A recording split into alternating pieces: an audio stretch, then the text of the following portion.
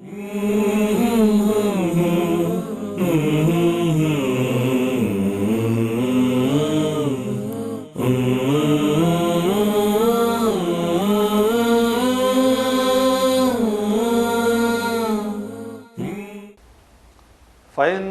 طبنا معنا دا وهبنا دا بدلیل وی چې د دې بیبي تصرف په خپل مال کې صحیح دی مراتنا معافی کول یا ور بخل فکلوه پس خوري تاسو غیل رهنی مریا په داسې حالت کې چې هغه خوش هضم وي او مرین بے ضرر او بے نقصان هنی هغه ته وایي چې بے تکلیف حاصلېږي مری هغه ته وایي چې هغه زر هضم کېږي یا هنی هغه ته وایي چې زر مری کې تیریږي مری هغه ته وایي چې هغه د ښه انجام والای هنی هغه ته وایي چې په دنیا کې د هغې مطالبه نشته مری هغه ته وایي چې په آخرت کې ګناه نشته هنی هغه ته وایي چې هغې کې برکت وي مری هغه ته وایي چې هغه بې ضرره فکلوه هنیئا مریئا دا مہر کې دا بیبي صحیح سر حوالی پلار لمور کې نو هم سړی خورا پلار ته حلال ده او که چرته راوالی دی خاون لور کې نو هم ورته حلال ده وګوره که په خپله خوښه باندې ورکي ډېر کله چې بس دا بیبي په دې باندې مجبور شي څه حصه ورته معاف کړي په دې وجه چې خاوند بد اخلاقه دی که زه معاف نه کړم نو بد اخلاقي اثره کوي هسې د سترګو نه غورځېږم بې به دې سره زندګي څنګه شي په دې باندې چې دی ګوره نه معاف کېږي دغه وجه ده چې امام شافعي روایت نقل کړی یو زنانه راله د خاوند سره د شریح قاضي په عدالت کې درخواست وکړ دی خاوند ویل دی بیبي ما ته د خپل مہر نه ساعتیه راکړې او اوس بې ته واړي شریح ورته ویل چې واړي ولې که که نه هغه ورته داسې بعضې امیان هم په دې مولیانو سترګې راوباسي دلته د قرآن نه خبر نه قرآن کې الله وایي فإن طبن لکم عن شیء منه نفسا فکلوه هنیئا مریئا که په خپله خوښه څه درکړل نو بس هغه ته خوره که نه بیا بلکل بې ضرره دی تاله جایز دی هغه ورته وایي ځوانه په خپله خوښه نه ده درکړې که درکړی وی اوس به بېرته نه غوښتلی معلومیږي چې مخکې نه څه دباو و د هغې دباو د لاندې درکړې ده که خپله خوښه باندې درکړی وی نو بېرته نه غوښته معلومیږي چې خوښه نشته دی وجنا عمر ابن الخطاب رضی الله تعالی عنہ خپل قاضیانو ته لیکلیو و ډیر ګرځي زنانه خپل خاوندانو ته رغبتن و رهبتن حصہ ورکي دي د پاره ورکي د خاوند نه یریږي ورکه په دې لګي پیسو به ځان خلاص کړ یا وای چې دا خاوند مې بد اخلاق لګي پیسې ور کم په دې بنرم شي د خپل خوخه نور نه ورکي خو بس د دې د وجه نه ورکي وای هر یو بیبي چې خاوند تصور کړي او به عدالت نه مسله را له غختلې ته ورلوای خلې د دې بیبي حق دی ولا ورکي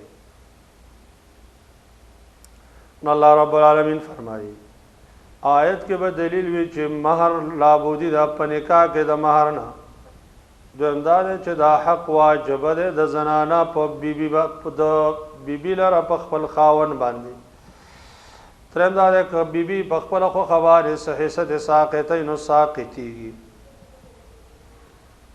علماء کرامو دلته حکمت ذکر کړی دی چې شریعت په دې حکم کې څه حکمت دی چې الله رب العالمین خاوند مکلف کړی دی چې بیبي له به مهر ورکړي حکمت څه دی ځکه داسې ادیان شته دی چې هغې کې چې دی دا مهر چې دی ښځه دی خاوند نه ورکوي داسې ادیان دي هندو بودھ مت مذهب کې دا دی چې کله نکاح وتړلی شي نو دا بیبي د خپل مال یو لوی حصه راوالي خاوند ته تحفه کړي شریعت خاوند مکلف کړی دی چې دی بیبي له به ورکوي ولې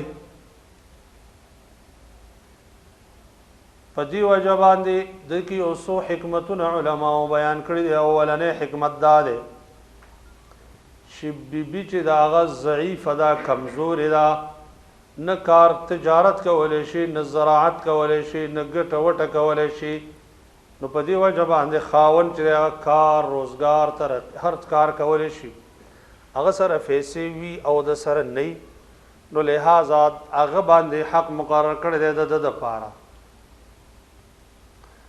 دویمه وجه دا ده، دویم حکمت چې بیبي په عقد و نکاح باندې د خپل مور پلار ورونو قوم قبیل نه جدا شوه، نو د هغه په زړه کې یو وحشت پیدا شو، ځان لوالی ستا دپاره مور پلار خاو او ټول ورونه قوم قبیل پرېښوده، کلی وطن هم پرېښوده. د دې وحشت د جبیري او پټۍ دپاره شریعت دا مهر مقرر. دریم دا دی چې دلته الله رب العالمین مشري قیادت قوامیت خاوند ته حواله کړی، الرجال قوامون علی النساء. مشري په کور کې د خاوند دا مشر مکلف دی چې په ماته حتمانه خرچه کوي، ځکه به کوي. څلورم دا دی چې د دې په وجه باندې الفت پیدا کېږي، سبب الالفه. هنیئا امام ابن جریر معنی کوي وای ماخوذ دا د هنأت البعیر بالقطران. کله چې اوخ باندې د پم یا خارق بیماری وي پاغه باندې دا نانزړه اومګل شي، هغه ته ویل کېږي هنیئا. دا چې نانزړه چې په مګل کېږي د دوایي د پاره، نو دلته معنی دا دی چې شفاء دواء شافیه. ابو حمزه د هنیئا معنی کوي لا اسم فيه مریئا لا داء فيه. چاویل دی هنیئا معنی لذیذا، مریئا معنی محمود العاقبہ. ولا تؤتوا السفهاء أموالكم التي جعل الله لكم قياما وارزقوهم فيها.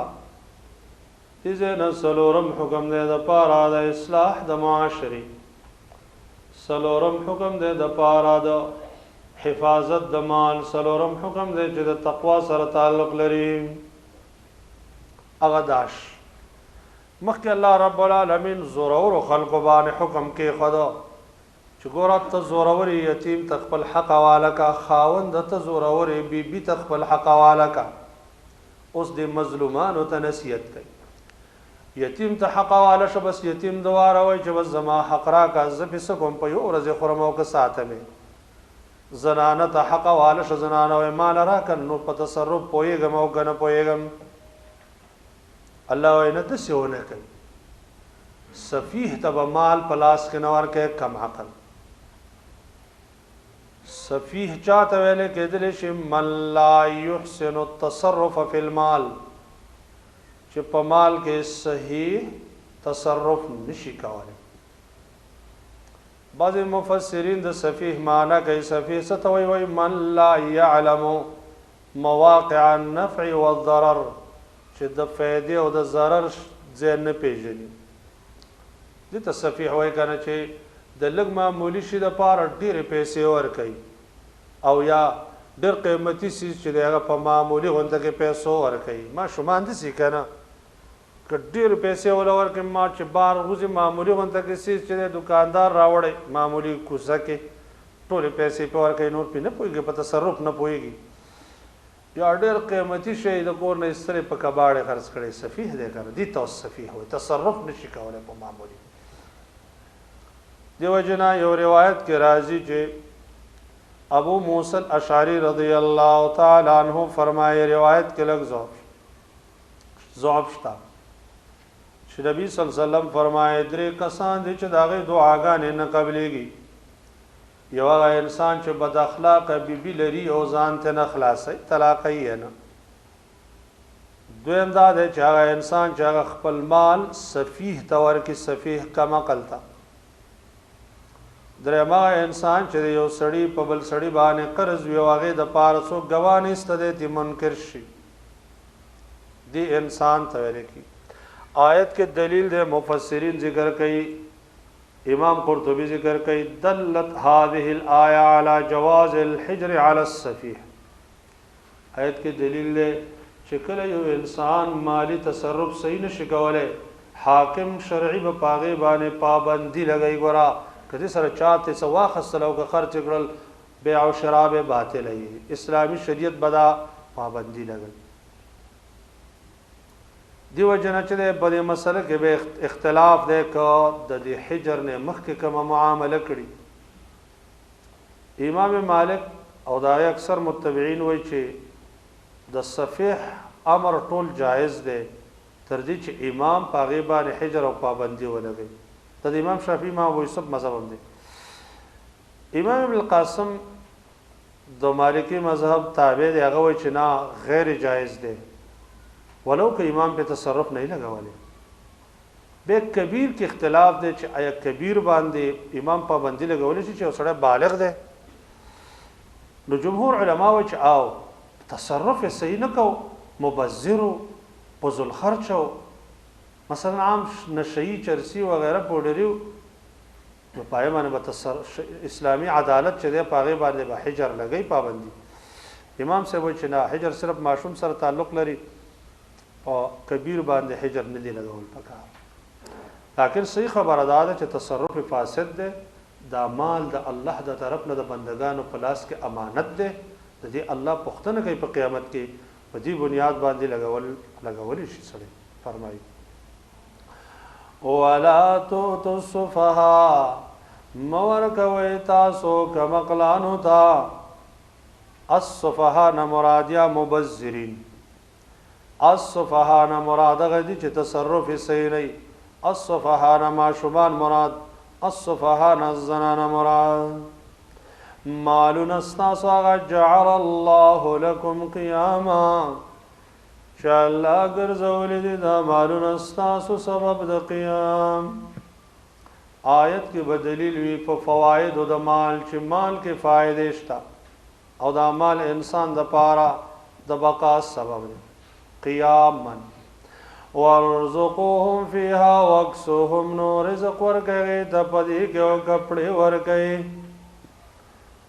یتیم د ستا په کفالت کې ده ستا سره مال ده تا ته د شریعت حکم دی چې دې له مال مه ورکوه خو داسې مه کوه چې بالکل د ولږې مړ کې نارزقو ته ورکوه ضرورت مناسبت رالی د کپړو عام عرب کې چې خلک په دغه وخت کې کپړې کوي دې له کپړې ورکوه وقولوا لهم قولا معروفا او اید توینا د عرب موافق معروف هغه دې ته وایي چې کل ما عرف في الشرع حسنه چې شریعت هغه ته معروف وي شریعت هغه ته بهتره ویلي شریعت هغه جایز کړي یا کل ما صوغه الشرع وعرفه چې شریعت جایز کړي او شریعت ته هغه معروف وي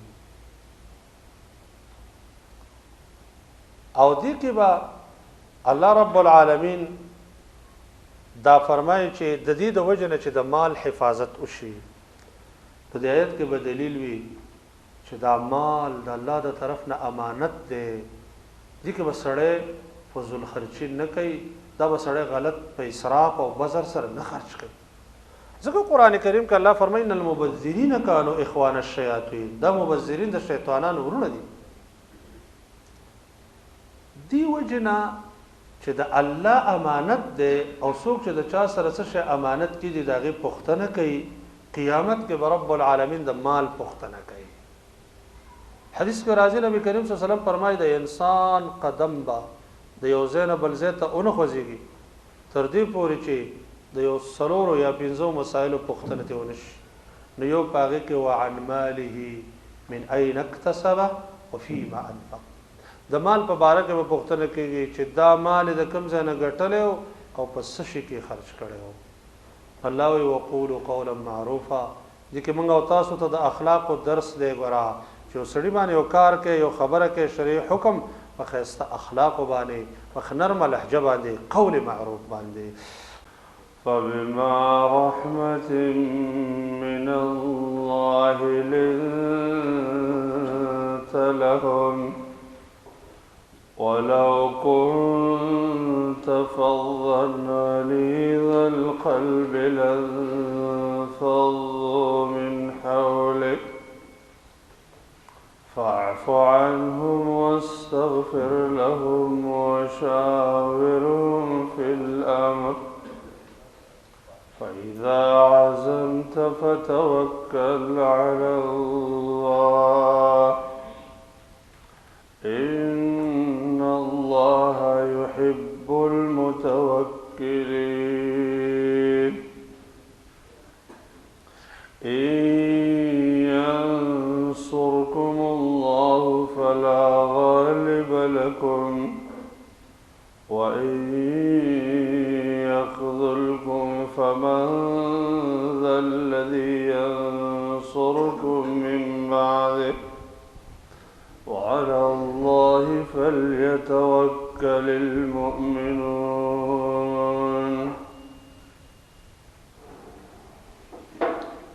بیان دا واقعی دا غزو احد شروع چی دا اللہ نبی صلی اللہ علیہ وآلہ وسلم دا عبداللہ بن جبیر رضی اللہ عنہ کو مشرعی کی 50 وقصان ڈل مقرر کڑیوا شی زمنگ دفاع درستو طرف نو کی اغوی نخطایو شوا وراکوز شل چی په نتیجه کې شکست مسلمانانو ته ورسید او اویا مسلمانان شهیدان شول.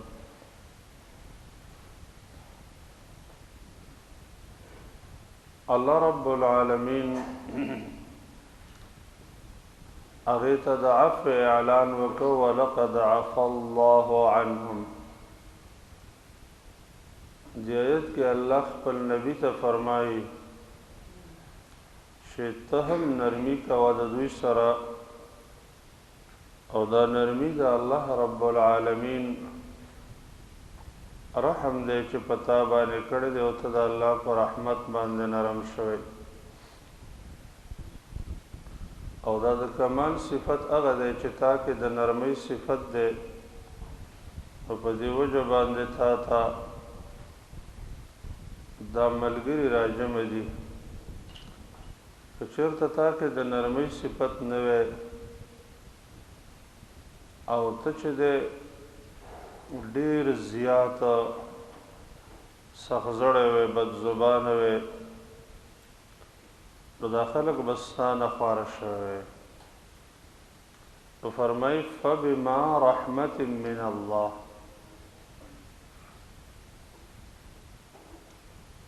فبما رحمت من الله کې سبوی ذکر کوي وی دا ما زائد دی معنی فبرحمت من الله.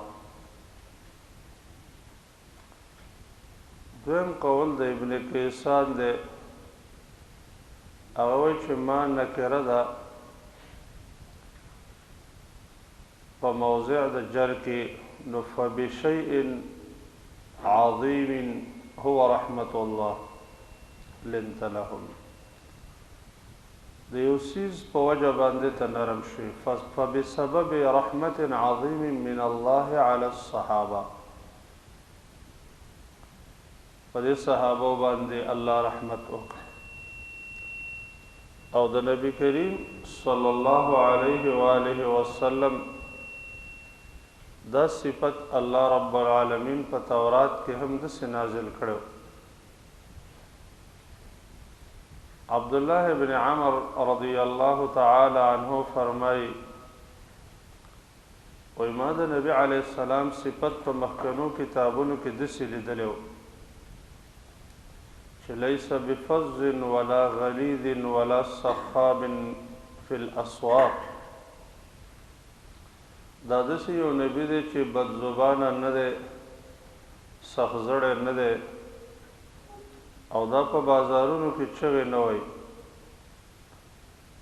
ولا یجزئ بالسیئة السیئة دا د بدۍ بدله په بدۍ سره نه ورکوي ولكن يعفو ويصفح دا بعفو کوي او دا به خلکو نه مخ اړوي، صفحه به کوي، معافي به کوي. دې وجې نه نبی کریم صلی الله علیه و آله وسلم د یو روایت امام ترمذی رحمه الله نقل کړی دی او ته غریب وایي. عائشہ رضی اللہ عنہا فرمائے کہ نبی علیہ السلام فرمائے ان اللہ امرنی بالمدارات کما امرنی باقامت الفرائض. الله ما ته امر کړی دی په مدارات باندې چې د خلکو سره نرمي کوه په معاملاتو کې، لکه څرنګه چې ما ته د فرایضو د اقامت حکم کړی دی. نبی کریم صلی الله علیه وسلم ډېر نرمي کوونکی انسانو. دغه وجه و چې نبی انس رضی الله تعالی عنه د نبی کریم صلی الله علیه وسلم د اخلاقو د نرمۍ بیان کوي. نو فرمایي چې ما 10 کاله د نبی صلی الله علیه وسلم سره خدمت کړی دی. په 10 کالو کې ما ته نبی علیه السلام د یو څیز په باره کې داسې نه دي ویلي چې دا کار ما کړی دی او هغه راته وایي چې دا دې ولې وکړو، یا ما نه دی کړی او دی راته وایي چې تا ولې نه دی کړی.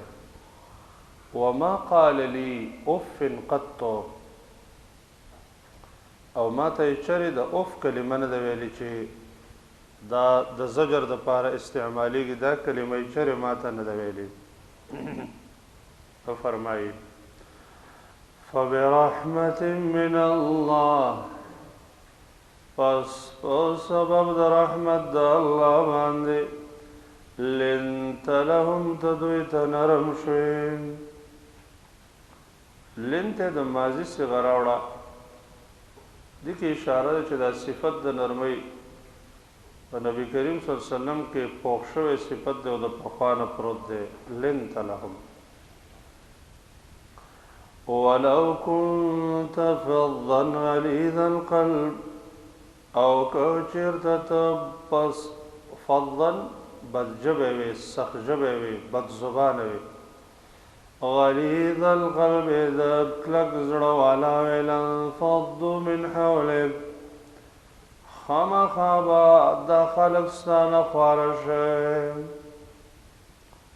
مخکې ذکر شو چې د نبی صلی الله علیه وسلم صفت په مخکنو کتابونو کې دا و لیس بفظ ولا غلیظ، بد زبانه نه دی او سخت زړی هم نه دی.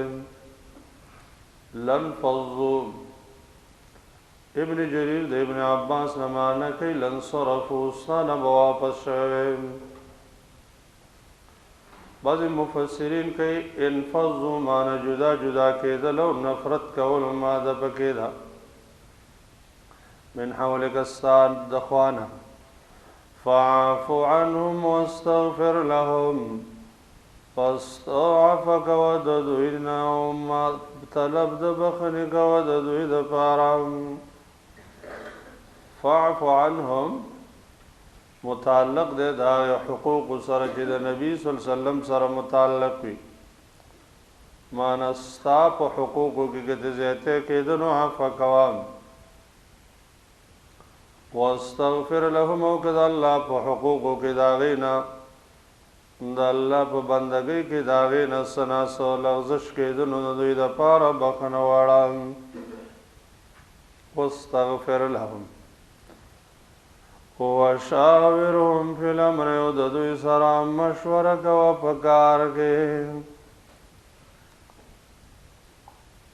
اصلا کې مشوره دا یو ضروری صفت دی په مشر د مؤمنانو کې.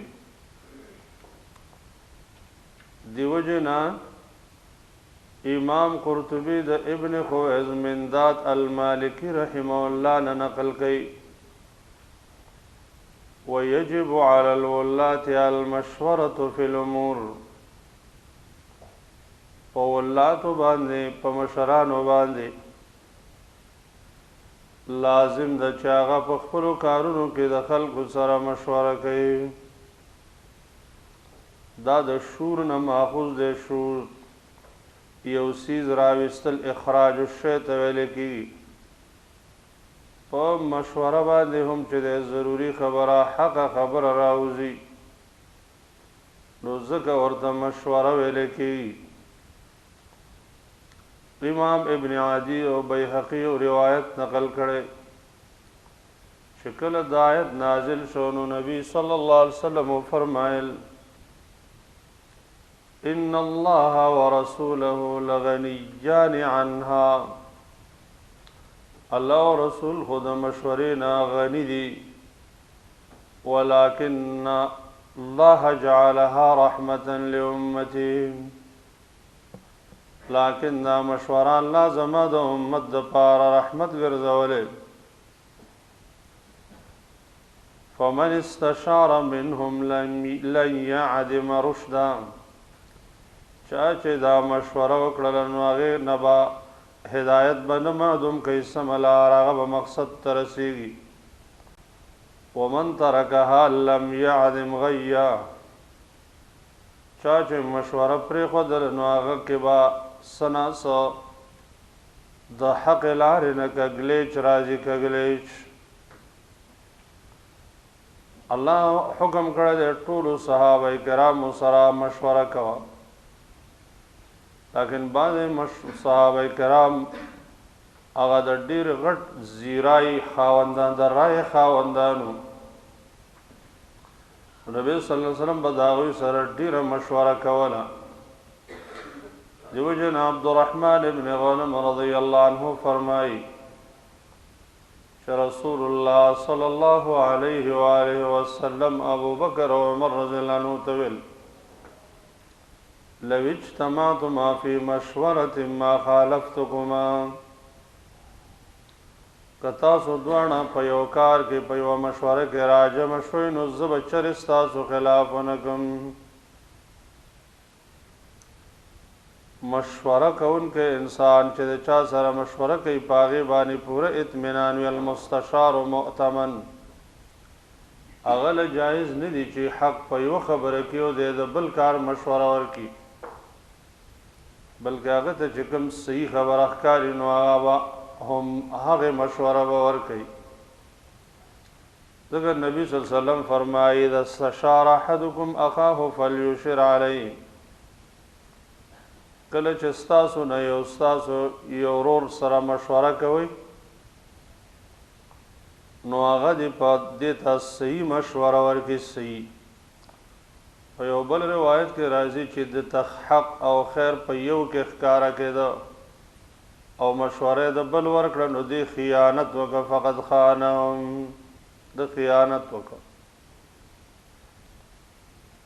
امام قرطبی رحمه الله ذکر کوي د ابن عطیه رحمه الله نه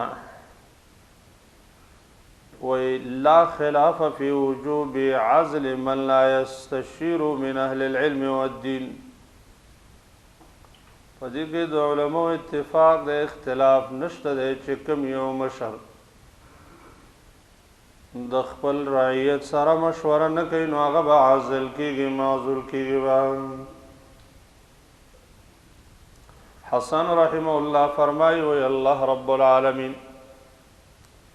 ته خو علم حاصل دی او د الله رب العالمین نبی ته د الله د طرف نه خاص رهنمایي کېدلی، د هغې خو مشورې ته ضرورت نه و، لیکن الله د دې دپاره دا مشوره مقرره کړه چې الله خپلو بندګانو ته د دې مشورې طریقه ورښیي.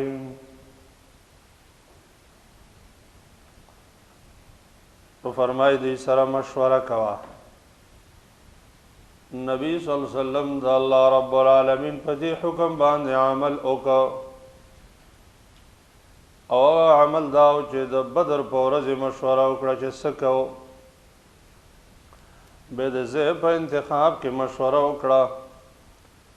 د احد د غزا خبر چې کله راورسېده نو بیا یې مشوره وکړه.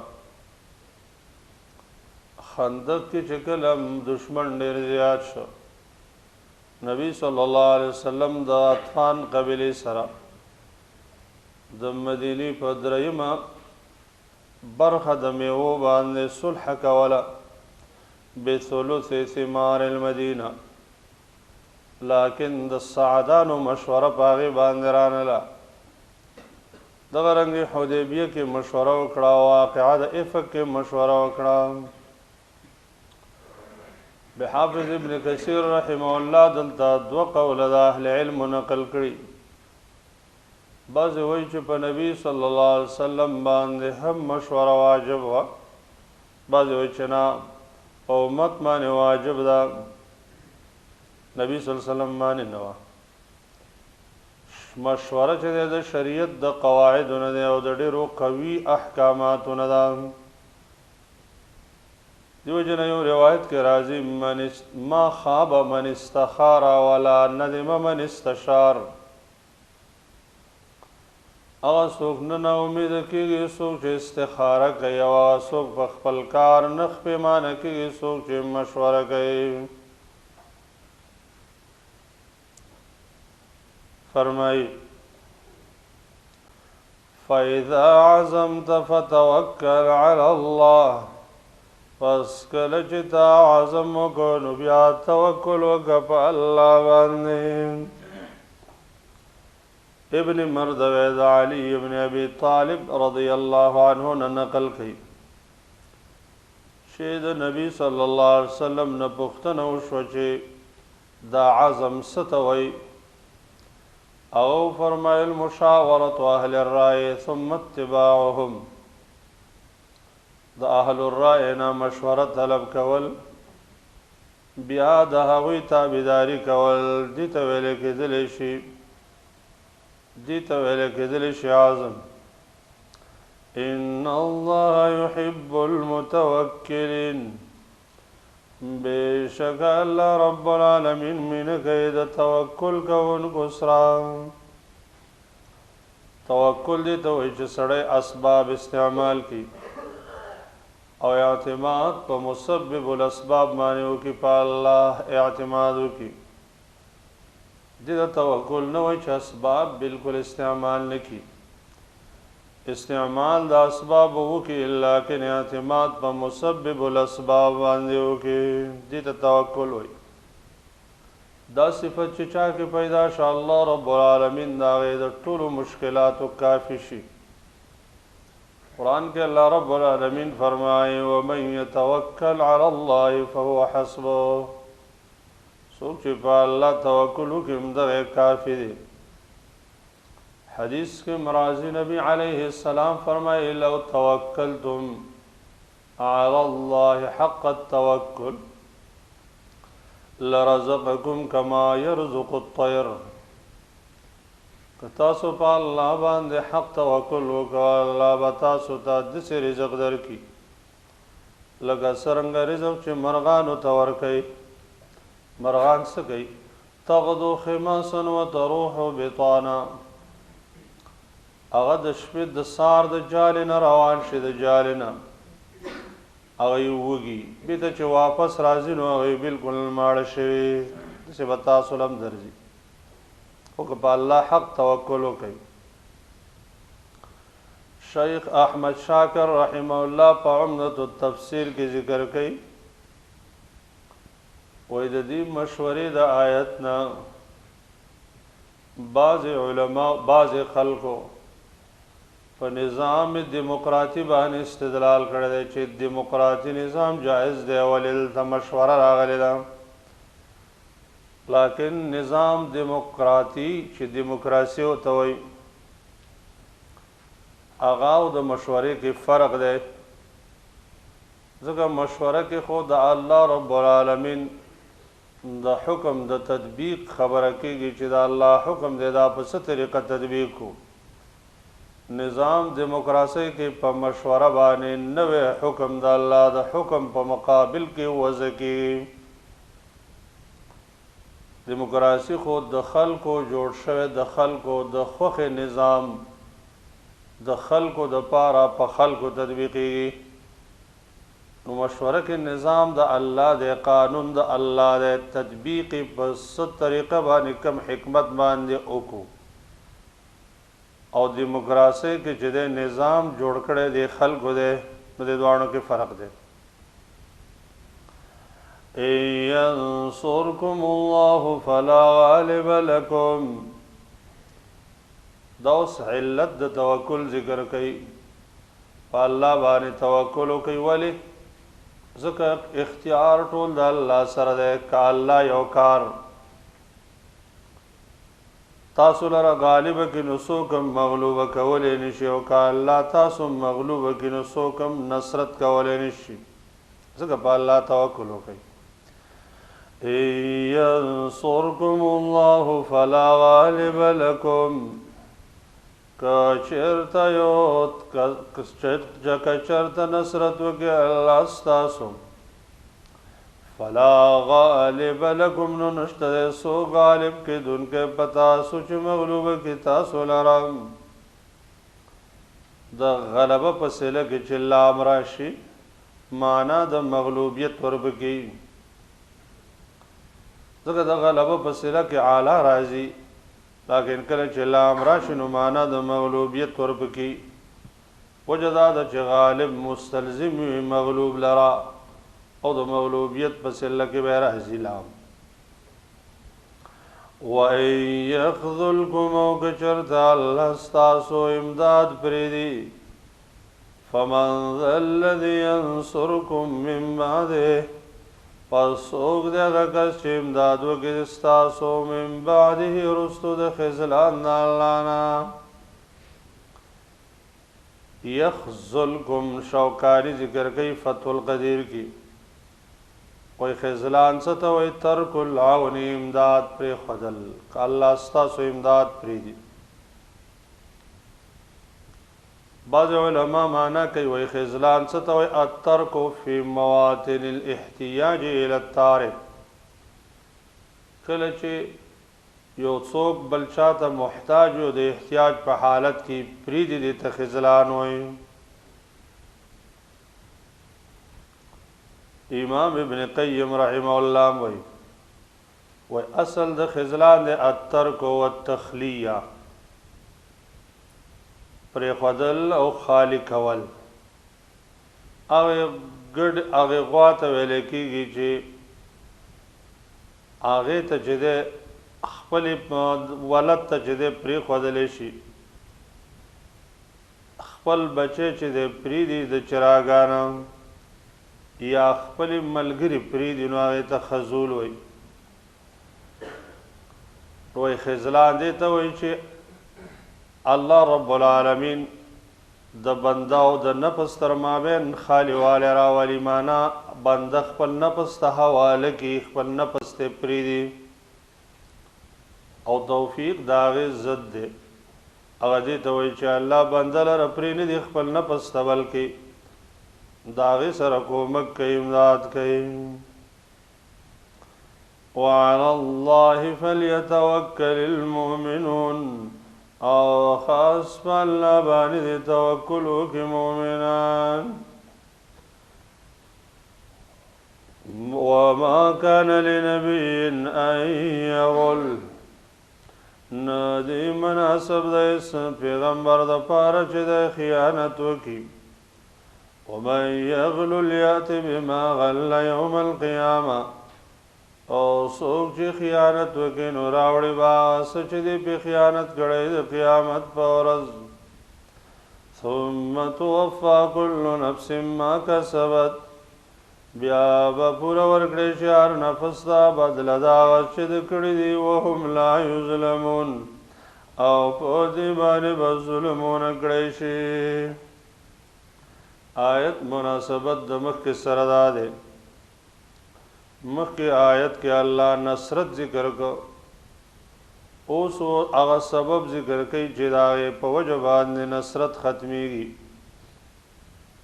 چې هغې ته ویلی کېدلی شي غلول.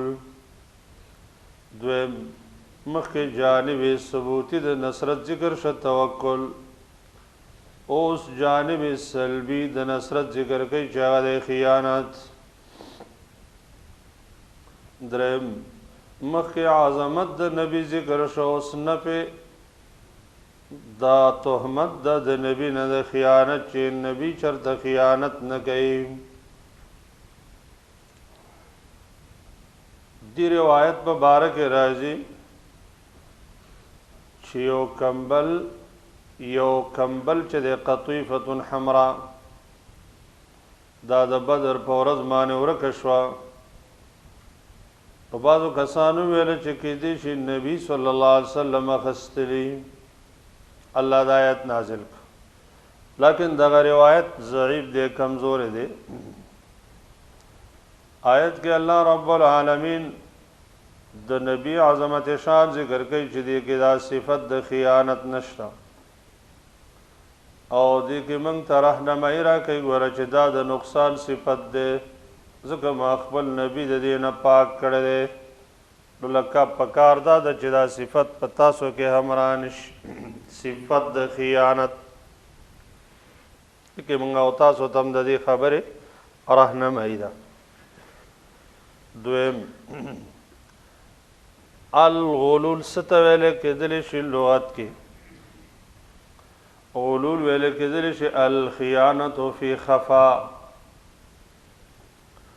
په پټه باندې چې د خیانت کولو ته ویل کېږي. بعضو د لغت علما ذکر کوي وای اصل کې دا ماخوذ د غلل نه غلل ویل کېږي، الماء الجاری فی اصول الشجر، د ونو په بیخ کې چې کومې اوبه جاري وي روانې وي نو هغه د ونو په وجه پټې وي. نو همدغه مطلب به جوړېږي چې خیانت په پټه کې کول. کله چې د امانتدارۍ خلاف دی، دا د امانت خلاف ته ویل کېدلی شي غلول، ضد دی د امانت. غلول چې دی یو لوی کبیره ګناه ده، د وجه نه حدیث کې د هغې ډېر احادیثو کې د هغې ډېر زیات چې دی مذمت وارد دی. رسول الله صلی الله علیه وآلہ وسلم فرمائی وَيَرُدُّ الْخِيَاطَ وَالْمِخْيَطَ، د غنیمت د مال کې چې د ستنه ماده کوي او تار ماده کوي او تار د ستنې، او به فرمایي فإن الغلول عار ونار وشنار على أهله يوم القيامة، ځکه دا غلول چې دی دا اور دی او دا شرم دی قیامت په ورځ باندې. یو ورځ نبی صلی الله علیه وسلم په یو غزا کې صحابه ویل فلانه شهید دی فلانه شهید دی، د مسلم روایت دی. او فرمایل کلا انی رایته فی النار فی بردة غلها، اس کله دا شهید نه دی بلکې ما دا لیدلی او چې د یو صادر په وجه باندې په ده باندې اور بلیږي چې د پټ کړی او د پکې خیانت کړی. دی وجه نه نبی صلی الله علیه وسلم په چا د جنازې مونځ نه کو. کوم یو انسان چې به د غنیمت نه غلا کړی و د غنیمت نه، په دې مسله باندې د ټولو علماو اتفاق دی چې کله یو سړی د غنیمت نه غلا وکړي او غنیمت مال لا تقسیم شوی نه وي، نو دې غلا کوونکي باندې واجب دی چې دا د غنیمت ته حواله کړي، ځکه د ټولو مسلمانانو حق دی چې هغې ته ورسېږي، او چې دا یې حواله که مخکې د تقسیم د غنیمت نه، نو دا د ده دپاره توبه ده او دی د ګناه نه بچ شو. خو چې کله دا مال تقسیم شو بیا د هغې نه وروستو چې دی دا مجاهدین خواره شو، نو په دې وخت کې اوس داسې ځای مونده نه شو چې هغې ته یې ورکړي. بیا به څه کوي؟ بیا به د دې خمس امام ته حواله کړي او باقي به صدقه کړي. نو کېدای شي چې د دې صدقې په وجه باندې دی د دې ګناه نه بچ شي. دا د امام مالک امام اوزاعي رحمه الله رایه ده. او دې کې به دلیل وي په دې خبره چې دا ټول مجاهدین په غنیمت کې شریک دي کوم مجاهدینو چې غزا کړې ده نو دیو جن امیر لدې سي جایز نه دي چې په غنیمت کې بعض خلک په بعض غوړه کی د غلول یو نوع عدم دی چې د مشرانو امیرانو ته خلک هدایا ورکوي تحفه یو کار باندې یو سړی مقرر دی او خلک ورځي هغې ته تحفه ورکوي نو هغې ته تحفه ولې ورکوي په دې وجه ورکوي چې دا ما ته دا حق پرېږدي لکه یو سړی د زکات په راټولولو باندې مقرر دی صدقاتو په جمع کولو نو هغې ته چې خلک هدیه ورکوي په دې وجه ورکوي چې دا به ما ته د الله د مال نه څه حصه پرېږدي نو هدیه وله ورکړي نو د الله حکم صحیح نه تطبیقېږي دې وجه نه رسول الله صلی الله علیه وسلم ته ابن اللتبیه په نوم باندې یو کس مقرر کړی چې د زکات راټول کا هغه چې کله د زکات مال راټول کړو یو حصه نبی علیہ السلام ته حواله کړه او بیا ویل دا خو ما ته هدیه شوې ده رسول الله صلی الله علیه وسلم منبر ته وخته او خلکو ته بیان کو وعظ کو او بیا دا فرمایل چې څه وجه ده د خلکو چې دا خبره کوي چې دا ستاسو مال دی او دا ما ته هدیه شوی دی دی ولې د خپل پلار یا د خپل مور په کور کې نه کېناسته چې دته پته لګېدلی وی چې دته هدیه کېږي او که نه هدیه کېږي دغه وجه نه نبی علیه السلام فرمایي موږ چې څوک په یو کار باندې مقرر کړو هغې ته کوم خاص رزق مقرر کړو دا د ده دپاره جایز دی د دې نه چې زیات واخیسته دا غلول دی رسول الله صلی الله علیه وسلم هغه انسان دپاره سزا مقرر کړې ده چې کوم یو انسان غلول وکړي او د غنیمت نه خیانت وکړي د دغه انسان دا ټول سامان دا ټول متاع یې سوی دی په دې وجه باندې چې د خیانت د غنیمت نه کړی دی او دې روایت کې نبی کریم صلی الله علیه وسلم او داسې د ابوبکر او د عمر رضی الله عنهم هم داسې نقل ده یو روایت بل هم دی چې اذا وجدتم الرجل قد غل فاحرقوا متاعه واضربوه لیکن پای کې صالح ابن محمد ابن زائده په نوم راوي دی چې هغه ضعیف دی دغه وجه ده چې امام مالک شافعي ابو حنیفه رحمه الله هغه وایي دا روایت صحیح ثابت نه دی لہذا د غلا کوونکی انسان سامان به نه سیزل کېږي او بعض امام احمد بن حنبل رحمه الله په دې باندې قول کوي چې نه سیزل کېږي بعض الله فرمایي ومن يغلل يأت بما غل يوم القيامة چا چې غلول وکړو دی به راوړي په ورځ د قیامت باندې د وجه نه حدیث کې راځي نبی کریم صلی الله علیه وسلم فرمایي وَلَأَعْرِفَنَّ أَحَدَكُمْ يَوْمَ الْقِيَامَةِ يَحْمِلُ شَاةً لَهَا ثُغَاء زه خلک پیژنم په بل روایت کې لا الفین زدي و نه موندم په تاسو کې داسې یو تن چې په ورځ د قیامت باندې هغې یو ګډ غلا کړی او ګډ خیانت کړی غلول یې کړی او دا ګډې په خپل سټ باندې بار کړی او دا آواز کوي چې یا محمد اے محمد زما امداد وکړه او زه به ورته ویم چې لا املک لک من الله شیئا زه دې په یو تاسو کې یو تن ونه مومم چې هغې اوښ په خپل سټ باندې بار کړی او ما ته مخې ته راشي راته وایي چې یا محمد واغثني زما امداد وکړه او زه به هغې ته ویم چې زه ستا دپاره د الله د عذاب نه مالک نه یم ما تا ته د الله پیغامات در رسولي نو حدیث کې هم داسې راځي چې دا به په خپل سټ باندې بار کړی او قیامت ته به راوړي ثم توفى كل نفس بیا به پوره ورکړی شي هر یو نفس ته ما کسبت بدله د هغې چې دې کسب کړي وهم لا یظلمون او په دوی باندې به ظلم ونه کړی شي